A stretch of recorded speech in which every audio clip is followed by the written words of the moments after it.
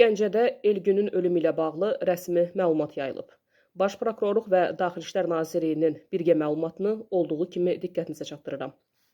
Bildirilir ki, mayın 12-sində 2007-ci il təvəllüdlü Elgün İbrahimovun Gəncə şəhərində müalicə aldığı xəstəxanada ölməsi faktı ilə bağlı şəhər prokurorluğunda cinayət işinin başlandığı və intensiv ibtidai istintaq tədbirlərinin aparıldığı qeyd olunur.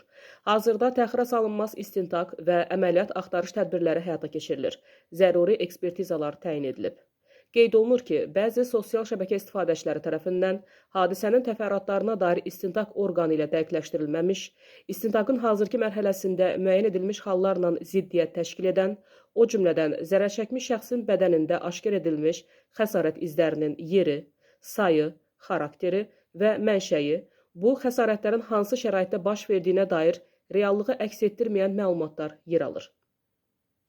Bu cür əsassız və dəqiqləşdirilməmiş məlumatların tirajlanması, ictimaiyyətin obyektiv və doğru informasiya ilə təmin olunmasına xələl gətirməklə yanaşı, ictimaiyyətdə süni ajiotaja səbəb olur.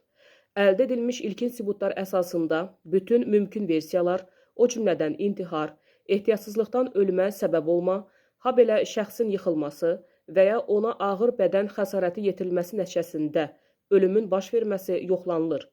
İstintaqın gedişinə mane ola biləcək və cəmiyyətdə çaşqınlıq yarada biləcək informasiyaların yayılmaması xahiş olunub. İbtidai istintaqın nəticəsi barədə ictimaiyyətə əlavə məlumat veriləcək.